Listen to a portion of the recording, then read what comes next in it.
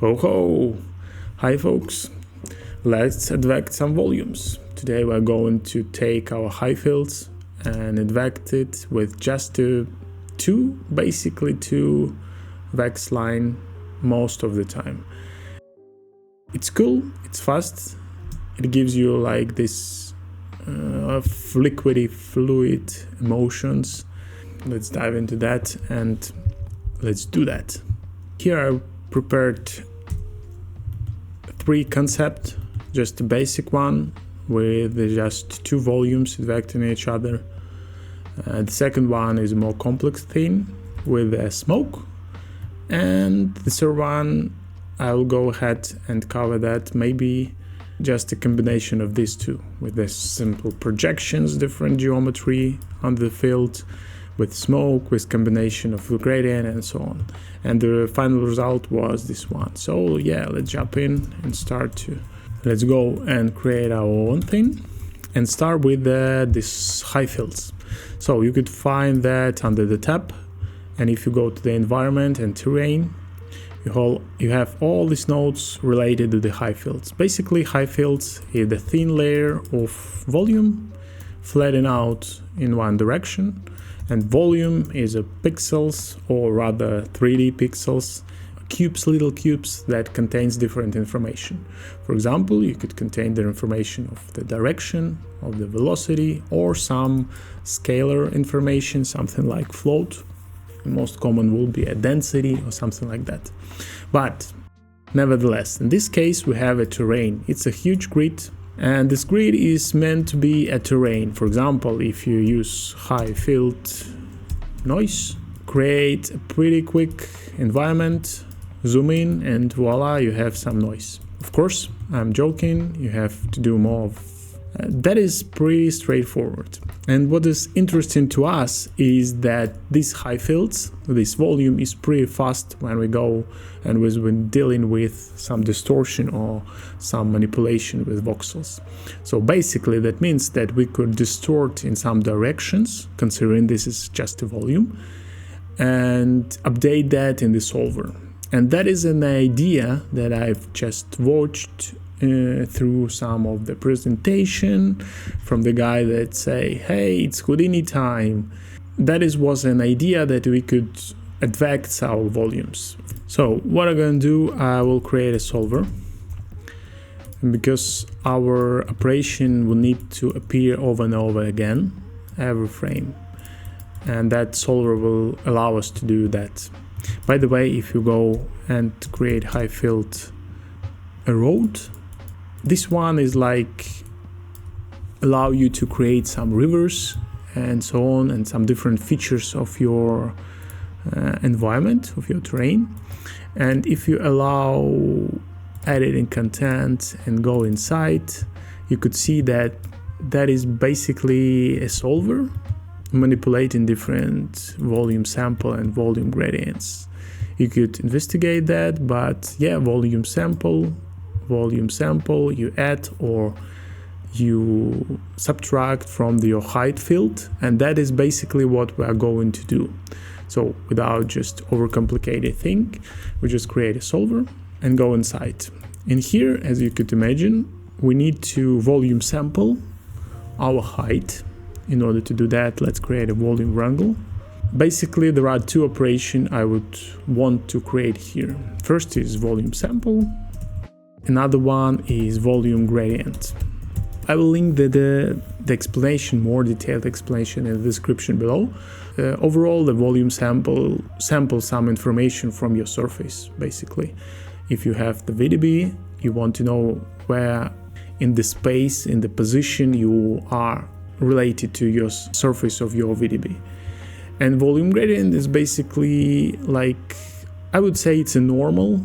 It's a direction in the increased value, I think, of the volume of this grid. But yeah, I would imagine that volume gradient is like a gradient of your height. And of course, there is a volume sample V, which means like volume sample vector, because our volumes are basically a grid or a cubes which contains an information inside, right? And we want just to sample that. So let's do the first. Let's create a float, volume sample, and we want to sample ourselves. We want to sample a height, and we want to sample based on our position. And at the end, you want to update our height value, which is basically the height volume. And let's say that, okay, that is S. S is basically our sampled surface. And okay, that is remaining the same, which is the proper thing, I think, because we sampling ourselves and stay in the same position. But the core idea here is adding something to the sample position. So, which means if we add a little number, just a bad thing, you could see that every frame we could sample the position, but this position will be moved to the side because we are just adding to the vector the same position in all direction. And every time it will sample different position from this grid. And that basically what makes that move, right? And that is the core idea of that. I will go ahead and just be a little bit more clean in this code, but this is the idea of how to move your gradient. You need to add something to your sampled position. If we add a static number, that will go here. If we add, for example, a gradient, that should be a more interesting way to move your volumes. You could cross, you could manipulate the vectors, you could do whatever you want, but let's go ahead and create something else. Now when we have that, let's create another thing. Let's go and create a vector. And let's do a volume, and that volume gradient is a normal of our Heightfield, right? In this case, of our volume. Let's rearrange that a bit here. So we need first to sample our volume. I mean, we need to first to calculate the volume gradient of our surface. And then we need to add that to the position and see what we got. Basically, in this case, you need just to load that number. And as you could see, right, that moves, that push our gradient, that push our volumes outside in the direction of the normals, like a shortened distance just before they will intersect each other. And again, we are not restricting to that. You could use all of your Heightfield nodes here. So for example, let's do and create Heightfields blur. Just remember that nodes will iterate over and over again because we are inside the solver. And yeah, that is starting to look great. And again, if we do Heightfield mask, for example, mask by feature, you could investigate it here. In this case, it masks only some portion of your Heightfields based on the slope angle. Why not? And let's apply the Heightfield blue only in this mask and see what we got. Yeah, and that is great. And as you could imagine that from this point, everything else is just imagination, and just you could try everything you want with Heightfields, different masks, different operation, different, for example, Heightfield distortion. And let's do it here, and no, let's do it here, but again restricted only to the mask we have. We have lower amplitude, lower size, maybe 8, no, a little bigger. That means that every step we blur the area from the mask, and every step we distort it back and then go again to the top of this chain and do it again. And every time in this volume wrangle we sample the gradient for existing new form, new shape, and then we add this gradient to our sampled position. That is the core idea. Yeah, that is cool. Let's go ahead and do something just a little bit different, and then we could move to another example. So what I want to do here, I want to create another volume, and that volume, just to be a little bit simpler than that, just move it a bit, and instead of calculating the volume gradient from myself, from the volume height I have already, I want to calculate it from the second input, so this new. And just let's go ahead and disable these nodes just to better visualize what we have. And now what we have, we should have something that is moving in the direction of our new fields, not just ourselves. And that is, I think, it for our first example. That is everything I wanted to show you. I will go ahead and copy my notes and show you what I have there. So here we have just a bit more of an interesting move. Of course, the camera angle could be different. You could follow your theme, your advection of the volume, and basically you could increase the size of the volume, and that will give you a different result. But the basic core idea is the same. We have different field noise. One is something like that, another one something like that. And if we go inside our solver, that is basically the same, but for the gradient, before we add that to the Heightfield, I calculated the cross between the gradient and up vector, which will give you, like, I think it's a swirly motion. I add that to the gradient because this is a vector, and at the end I just add the gradient multiplied by some small number. And then I blur it every step, then I calculated some mask by occlusion.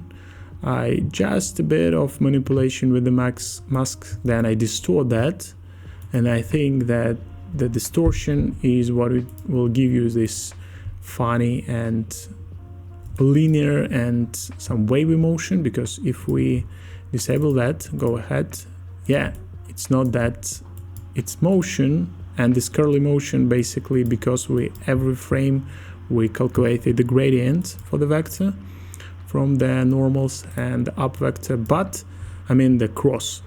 But if we add a little bit of distortion, you could see, and not everywhere again, but just for this masked area, that will give you much more interesting result. And that is how you could layer, and of course the complexity and the limit is only your imagination. For this example, I create a high field noise. It's a bit more of a flat one, just to see better what we have.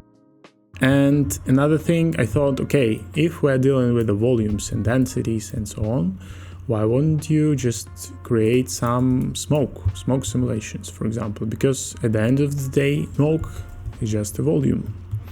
And yeah, this is a torus and very simple basic simulation.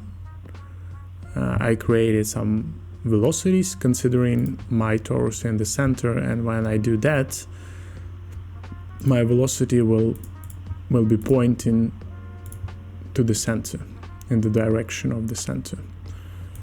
Then I rasterize the volume, density, temperature and velocity, and do the same for another site. Then I could go to the manual, not to update my timeline, and the Pyro solver, everything is very basic, just voxel size, bounds, low res resolution simulation. I don't need it to be very high res.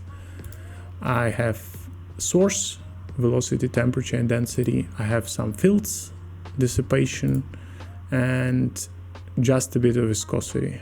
And under the output, the only thing I did was that I want to output the velocity, I want to output the convert to VDB volume, and yeah, everything else is just, you could see it here.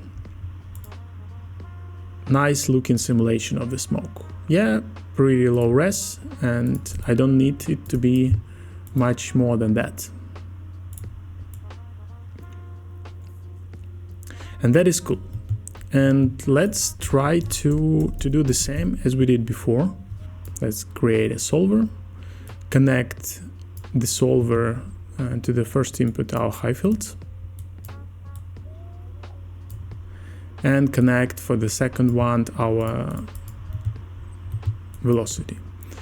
Let's go ahead and see what we got. We have density, we have temperature, and have velocity. It's like a 3 low-res VDB volumes. For now, it's super okay. Create our volume wrangle, and let's do the same. Okay, let's connect that to the second one because we have the second one for the volume. And let's do the same. We know that at the end we need to update our height. But for the second input, let's create an attribute called 10. And let's do a Volumesample. Now we successfully sample the density based on our own position. And we could go and just add that to the sample of our own position and see what we got. And we got nothing. Yeah, density should be something like that. Let me see what we got. And now that is beautiful already. If you need it, you could flatten your Heightfield and just use this one as a sample, the density, and it's already is cool. By the way, in this case, you can investigate how your density is filled across the field. I mean, like, as you could see that the value on the edge is bigger than in the core, and basically density is something like shell of the volume, right? Yeah, that is already looking cool because, of course, Heightfield blur every frame. Let's do that with a lower number, and that will help. I think if you add the color to the volume beforehand, you could sample the volume as well. But what I want to show, it's like just an example, and I want to show you different options you have. First, and create another attribute called vector, sample vector. In this case, we sampled the vector component of the density of the smoke. Here you could add that here. I think that will be too big, but you could see that that is working. Let's make it smaller. Yeah, and that is cool. I didn't have such an effect in my original file, but now I see that this is very cool. Very nice touch to your gradient. You have this, I think if we go a little bit higher, you could see that we have this nasty cubes, and that is because of your resolution of your, I have very low resolution. You get the idea overall, okay? And that is absolutely different because the vector of the velocity is pointing in the direction of the movement, and we sample it, we move our pixel and our height in different direction, and that is happening basically every frame. And now, yeah, that is cool. And now you could imagine that if we just add our density here as well, you should expect a different result. Yeah, and that is different because now we can combine everything together. That is cool. At some point our mi smoke will disappear, and you could see that, yeah. And that is super fast, by the way. I'm working on very weak machine here, and that is handling super cool to my taste. I'm not expecting the same level of performance, for example, for fluid simulation, something like that. But here we're working with a flat volume, and that is giving me super cool result. Okay, that is cool. And another thing we could do, we could of course grab our VDB, because now we have the VDB volume, and we could do something like VDB analysis. And that will give me different option for different fields. And then we could of course plug that as well. I know that we will do 2, so I merge it. And we'll plug that in the third input, and of course we could sample that third input and add it here, and that will give you some different result. So let's try that as well. Under the VDB analysis, I will grab my density, for example, first, and I want to calculate the gradient, and that is a handy, helpful thing that you need a scalar, which means float, and that will give you as an output a vector. Okay, that's great. Let's go ahead and just do another one. I need a volume sample. Control copy. I paste it here. I need to a little bit of alteration, gradient for grad, and I need it from the second one, and the field will be called gradient. Let me check that. After this one, I could see that, okay, that manipulated my field and give me the density attribute. And I want to give it a custom name, and I want to give it a gradient name, okay? And that means that I lost density, I think, but that is okay. So let's not do this one just for the visualization purpose, and let's add a gradient. Probably I will need to lower that as well, but so this is a gradient of our smoke. Again, we could investigate that is a bit different. It's closer to the density, but we have this flat area inside.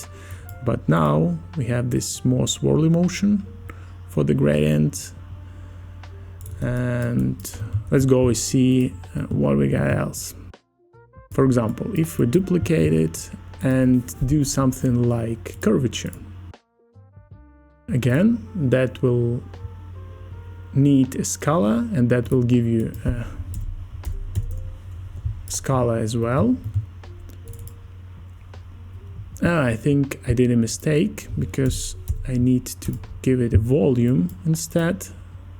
Yeah, that is different. As you could see that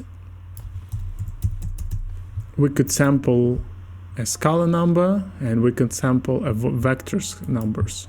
In this case, for the gradient, that was a vector, and that will give you much more detailed look, and that is again even more powerful to my taste. Cool. And when you combine with everything else, that will look cool. And yeah, what else? Now for sure we need a volume sample. Let's create another one. The curl, and I call it curl, I think, right? And I need to change the input, and probably I need to change it here as well. So now we sample curvature of the volume. It's a bit weird, but why not? And before we moving on, we could calculate a curl vector from the velocity. That will be interesting. And the powerful thing about this is that you could just change it here, right? And if you don't change the name of your custom name of the velocity, and you sample this name here, that will be updated as well. Yeah, that is cool. As you could see, this one is even more interesting and more intrigued than that before we have. So this is a curl of our vectors of our velocity we have before. That is great. Cool. Have some diagonal line, and that is cool as fuck, yeah. And that is everything I wanted to show you related to these vectors. I will copy my notes and just check what we have more of that. So as you could see, we have some madness, but it's so beautiful madness. I love that. I love this like pretty interesting curly motion of the heights, and the idea is basically the same. I will show you just in a moment, but overall, yeah, it's a bit abstract, but of course you could fly it over, you could go something like that, and you could do whatever you want with that. But let me show you what I got. In this case, I calculated the original gradient of the fields every frame. I calculated everything we did before, so different density, velocity, tested it out. I added to the original the cross between curl and grad, which means the curl motion from the velocity and gradient from the smoke. And then for our P, I just added this updated gradient original multiplied by small number. Then if we basically delete everything else and go here, you could see that this is a crazy thing, right? But that is when all these nodes come in handy. You could blur thing out, you could Heightfield blur again, different blur. You could create some mask for this thing. I created something like that based on the occlusion. You could apply this another distortion by this mask. That is give you this swirly motion in the side. A lovely thing done by this distort. Again, created some mask for this. I think it's occlusion mask. Right. Then we blur this mask. Then we again blur everything based on these masks, and at the end we have something like I have shown you. And I think that is it. Basically I will walk you through my final example where I have everything else, everything the same, but just some different nodes, and that will be it. That will be covered my thought. Okay, the last one is this one. That just looks scary, but to be honest, everything is the same. We have the smoke, we have some logo, we have distortion, different Heightfield nodes. But yeah, overall, let me show you what I have. At the core of this effect, again, we have a solver with a Heightfield. For one side, we have just a regular Heightfield with a Heightfield node. We have a smoke cache that we have done before. Easy one. We have different smoke analysis node. I already did everything I've shown you. Density, temperature, blah blah blah, density gradient, and at the last point we have two fields of the logo. One is the logo SDF and one is the logo val. For the logo SDF, I just build simple shapes, poly extruded, and VDB from polygons. For the velocity, I wanted to have the velocity pushing out of the center of each button. So I just created connectivity for each connected pieces. That will give me an attribute based in the center. I created some points, then I transfer for the points this attribute for the position, and I subtract that, and that will give me this vector, so something like that. And then at the end I create a VDB from particles because we're working with particles, and here I just activated this point attribute, created V, and I think this one is important. Then I combine those two and transfer that and do some slight animation, as you could see, with 2 keyframes, 1 and 2. That's it. So let's go inside our solver, and as you could see, everything is the same. We sampled different things. We sampled the gradient itself, we sampled vector curl, logo gradient, then logo val. Then I combined that everything together, so I did something like cross multiplication. I add some logo gradient, I add some velocity from the logo, and this cross product as well. So combining everything together, that give me something like that Heightfield project, and I just projected the same SDF we had before. I think, right, that's it. When we project that, I think that is allows to have this flattened area on top of our logo. I'm not sure for 100%, but I did it. Project by mask, again, just mask for this top part, blur this mask, did some mask expand. Then I flattened that, so we could see that everything else is more of the curly motion, and our flattened area, top area of the logo is flattened Heightfield mask clear, and blew everything based on this mask again. And that was like, I think, an experiment what I could else do. And then we have a little bit of post-production, something like Heightfield remap. You could calculate or take your min and max input, and then output different range of the height of your Heightfields, some mask by feature, some noise for this mask, and blurriness for it, again another blurriness, and at the end we have another flatten, mask clear, and at the end we have the result I have shown you at the start.